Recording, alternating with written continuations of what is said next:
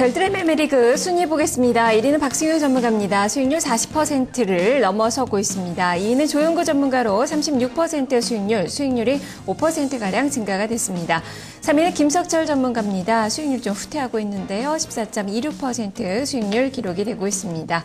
4위는 이승준 전문가 8.97% 수익률로 어제 수익률이 크게 증가된 모습이 기록이 되고 있습니다. 자, 이어서 5위에서 8위까지의 순위 보겠습니다.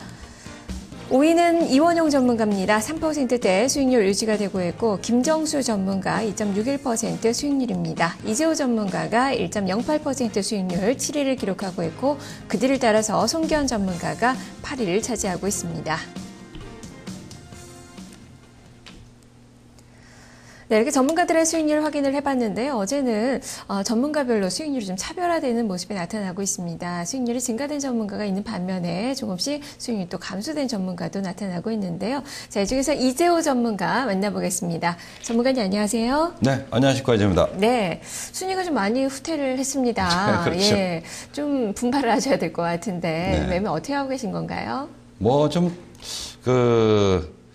네, 올 연초에 조금 이제 수익률 다시, 또 올려놓다가, 좀 최근에 좀 또 꼬이나요? 이번 주 조금 다시 또 밀려 내려왔습니다. 다시 올려놔야죠. 어제 같은 경우는, 그러니까 이제 최근 장세인 것 같아요. 또 수익률 게임이다 보니까, 조금이라도 수익률 처지는 게 이제 복이, 모여가지고, 어제는 이제 DID가 좀 올라오길래, 팔았더니 또 상한가 가는 그런 흐름을 보여줬고, 그런 가운데, 어제 이제 게임주 YD 온라인이라는 종목을 이제 또 매수를 했고요. 그 다음에 전반적으로 일단 좀 중소형주 쪽이, 거래소 쪽은 계속적으로 이제 여러 가지 뱅가드 물량과 관련해가지고, 좀 진통을 받을 수 있다고 보고, 중소형주 위주로 매매 등을 하고 있습니다. 네. 그만큼 매도를 좀 너무 빠르게 했다, 성급하게 했다라는 그 판단이시군요. 종목들 어떤 종목을 가지고 계시는지 종목을 보면서 얘기를 해보도록 하겠습니다. 이재호 전문가의 보유 현황 보겠습니다. 이재호 전문가 지금 현재 4종목을 보유를 하고 있네요. SBS 6% 비중을 싣고 있습니다. YD 온라인 35% 비중, 수익률도 2% 정도 기록이 되고 있고요. 서울제약이 25% 비중입니다. 한국정보통신 30% 비중, 이로 인해서 지금 현금 보유 비중은 2.57%로 기록이 되고 있습니다.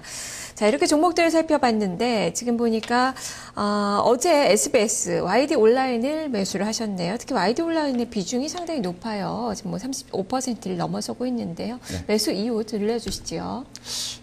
일단 YD 온라인 같은 경우는 여러 가지 애니팡이라든가 드래곤 플라이트 이런 카톡 게임으로 유명한 그런 업체죠. 충분하게 가격 조정과 기간 조정을 받았다고 그냥 판단을 하고 있는 쪽이고, 사실은 카톡 게임이 등장하기 전까지는 이 회사에 대한 관심은 그렇게 크지 않았습니다. 여러 이제 모바일 게임, 특히 카톡 게임에 대한 기대감을 가지고 있고, 일본의 자회사에 대한 기대감이라든가, 또 이제 올해 계속적으로 연초부터 신작 게임이 줄줄이 또 출시가 될 것으로 기대가 되기 때문에, 그렇다면 현재 자리에서는 충분히 기대감 실린 매수세가 이입될 가능성이 있지 않을까 싶어가지고, 전일장 한번 매수를 해봤습니다. 네, 알겠습니다. 여기서 또 큰 수익을 좀 거두시기를 바라겠습니다. 네. 자, 오늘 장에 대한 얘기 해보도록 하죠. 네. 오늘장 체크포인트 3가지 화면을 통해서 알아보겠습니다. 하나, 뱅가드 펀드 포트폴리오 교체 매도. 둘, 프로그램 매물. 셋, 중소형주 위주의 대응. 이렇게 3가지 체크포인트 중에서 먼저 첫 번째, 뱅가드 펀드 포트폴리오 교체 매도에 대해서 살펴보겠습니다.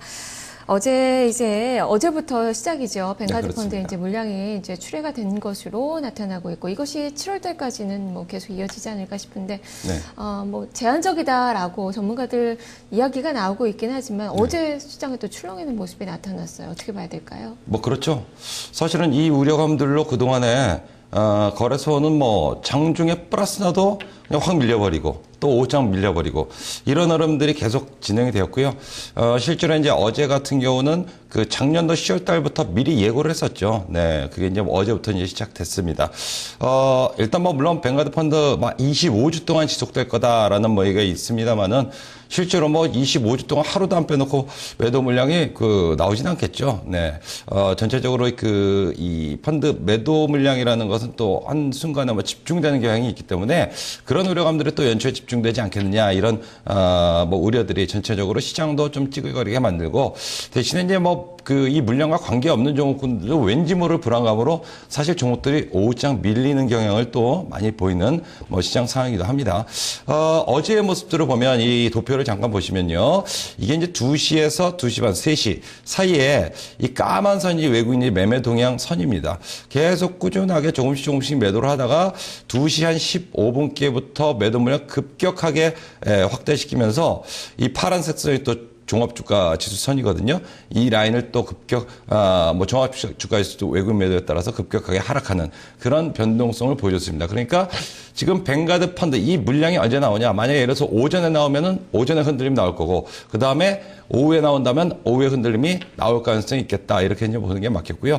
그리고 전체적으로 여러분들이 이제 한 가지 이제 보셔야 될 것은 외국인들이 일평균 800억 정도를 매도를 뱅가드 펀드 관련해서 나오는 물량으로 이제 그렇게 보고 있기 때문에 실제로 어제 오후에 한 500억대 매도하다가 800억 한 1,300~400억 정도 나왔으면 거기서부터는 하락이 진정되는 흐름들이 대외발 큰 악재가 없다라면 나올 수가 있는 겁니다. 그래서 여러분들 이 수급적인 동향들, 외국인들 동향 지속적으로 체크하고 만약에 오늘 오전부터 매도가 나와가지고 800억 이상 나와버렸다. 그러면 그때부터는 종목들이 밀렸다 하더라도 일단은 반발을 기다리는 쪽 전략에 맞지 않겠나 뭐 그렇게 팁을 드리도록 하겠습니다. 네, 어쨌든 매주 나오는 물량이 한 3,600억 정도로 추정을 하고 있는데 또 뭐 종목으로 보더라도 한 100종목이 넘어요. 그렇기 때문에 기계적으로 또 물량이 쏟아질 가능성이 있어서 프로그램 쪽에도 영향을 좀 많이 미치고 있지 않나 싶어요.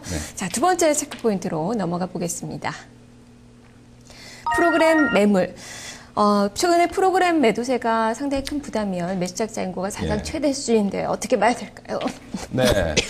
프로그램 매물 같은 경우도 사실 뭐 이 연초 우리가 여러 뱅가드 펀드 관련된 물량에 의한 어떤 뭐 고민들은 뭐 그동안에 계속적으로 가져왔고 뭐 시장도 이로 인해서 좀 진통을 받았고요. 네, 뭐 종목들이 뒷심이 좀 부족한 종목들이 상당수가 있는 뭐 그런 흐름을 갔는데 전체적으로 프로그램 매물 또한 이제 베이스가 이제 불과 이제 도표에 보시면 1월 7, 8일 정도까지만 해도 2포인트 전후로 해서 좀 안정적으로 움직였었는데 1월 9일서부터 뭐 이 베이시스가 1.4포인트대 이하로 축소가 되면서 실제로 지난주 후반부에 이제 막 방송을 통해서 말씀드렸다시피 베이시스 1.2포인트 이하면 프로그램 매물이 나오기 쉬운 구도다 그렇게 말씀드렸는데 이것이 이제 프로그램 매물화되면서 계속적으로 장중에 뭐 시장을 짓누르는 요소가 되고 있습니다. 이것이 어쨌든 간에 베이시스가 개선되는 흐름들이 나오기 전까지는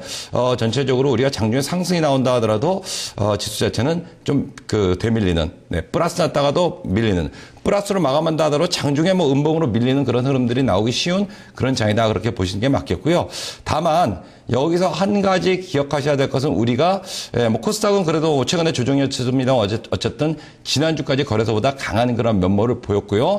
거래소 같은 경우는 최근에 이제 계속적으로 조정입니다. 그런데 실제 이제 우리가 뱅가드 펀드 얘기가 나오면서 최근 들어서 이슈화되고 뉴스화되고 여러분들 겁을 많이 먹고 계실 겁니다. 그런데 이미 작년도 10월 달부터 이 펀드 관련 물량은 올 1월 달부터 나올 것이다라고 예고를 했던 부분이고 그게 사실은 뭐 어떻게 보면 수급적인 부담이고 악재적인 내용들이죠.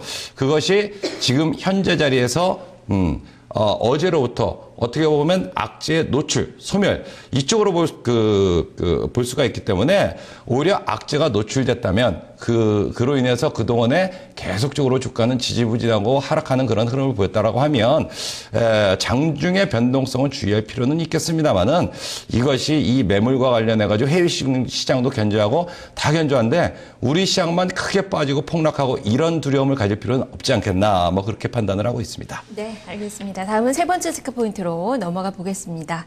자, 세 번째 체크포인트는 종목에 대한 이야기네요. 중소형주 위주의 대응. 아무래도 수급적으로 상당히 부담스러운 구간이기 때문에 중소형주 위주로 대응을 해보자라는 시각이신 건가요? 네, 그렇습니다. 이래저래 올해 어떻게 보면 뱅가드 펀드 물량 관련해가지고 뭐 6, 7월 정도까지 나올 수 있는 그런 부분이라면, 못해도 올해 상반기 정도까지는 중소형주의 장이 되지 않겠나, 뭐 그렇게 보는 것이 일감이고요. 좀 전에 이제 악재의 노출, 재료의 노출, 이에 따라서, 우리가 이제 주가가 하락할 때 너무 겁먹을 필요는 없다라고 이제 말씀을 드렸는데, 사실은 뭐 그래도 물량 부담은 물량 부담입니다. 뭐 기분 나쁘죠? 종목의 어떤 실적이라든가 어떤 뭐 이슈, 이런 부분보다도 수급적인 측면, 프로그램 매물에 따라서 올라가다 밀려버리고, 이게 자꾸 밀리는 흐름들이 쌓이다 보면 언제 한번 또 충격을 받을 수 있는 그런 흐름들이 나올 수가 있기 때문에, 그렇다면 상대적으로 이 물량 부담에서 자유로울 수 있는 중소형주 위주로 접근하는 것이 맞지 않을까 싶고, 코스닥도 이제 어제까지 좀 조정을 받았습니다. 네, 그런데 어쨌든 간에 좀 전에 재료의 노출로 해석을 하자라고 말씀을 드렸다라고 하면 재료의 노출로 인해서 거래소 종목들에 대해서 강력한 배팅을 가져가는 것보다 오히려 단기 조정 줬던 코스닥 쪽이 더 유망한 시장이 되지 않겠나, 뭐 그렇게 판단을 하고 있습니다. 네. 자, 이렇게 오늘 장에 대한 이야기 들어봤는데요. 네. 그렇다면 오늘 장 매매 전략은 어떻게 세우고 계신가요? 네, 일단은 뭐 방어성 섹터의 순환으로 온 관점, 방어성 내수나 필수업 이제 이런 쪽 거래 쪽은 그쪽으로 일단은 좀 보는 쪽이 맞지 않겠나 그렇게 보고 있고요.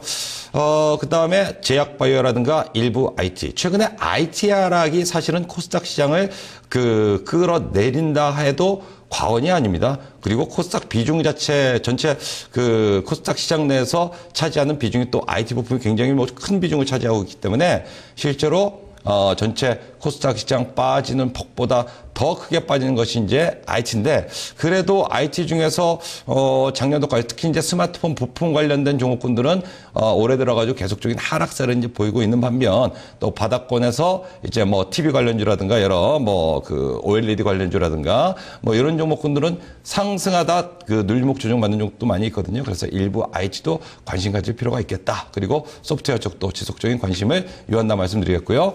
그 다음에 최근에 이제 장세가 계속적으로 이제 매물 관련돼서 얘기가 나오다 보니까 개별 테마성 종목들, 이런 종목군들의 상승세도 물론 연초부터 작년도 12월 하순께부터 진행이 됐습니다만은 최근에도 계속 순환 흐름을 타고 있는 것 같습니다. 그래서 개별 종목들도 한번 단기 대응 해볼 만하지 않겠나 그렇게 보고 있습니다. 네. 자, 그렇다면 종목으로 좀 풀어볼까요? 오늘 매수를 고려하고 계시는 그 종목이 있다면 소개를 해주시죠. 네, 좀 전에 이제 내수 쪽으로 이제 말씀드렸으니까 롯데 하이마트, 그 다음에 보안 쪽에 S1, CJ 오쇼핑 정도를 관심 가지고 있고요. 그 다음에 두 번째로 이제 제약 바이오 섹터에서 바텍이라는 종목, 그리고 모베이스는 이제 휴대폰 케이스죠. 휴대폰 케이스 쪽에서 이제 종목별로 실적은 엇갈립니다만은 모베이스라든가 몇몇 종목군들은 실제 상당히 견조할 걸로 그렇게 봅니다. 그 스마트폰 부품주들이 최근에 빠지는 이유 중에 하나가 작년도 4분기 실적이 3분기보다는 약간 좀 떨어질 것 같습니다. 그래서 좀 종목별로 크게 빠진 종목들이 많이 나오는 것 같은데, 휴대폰 케이스적 종목들은 상대적으로 견조한 실적을 보이지 않겠나 그렇게 판단을 하고 있고요. 소프트웨어 엔터 관련주에서 YG 엔터 정도 한번 관심 있게 보고 있습니다. 자, 그 다음에 개별 섹터로는 동서라는 종목, 그리고 한국토지신탁, 예스24 정도로 관심 가지고 있습니다. 네, 알겠습니다. 말씀 잘 들었습니다. 네, 감사합니다. 네, 이렇게 이재호 전문가의 매매 전략 확인을 해봤습니다. 이어서 오늘장 주요 일정 화면을 통해서 알아보겠습니다.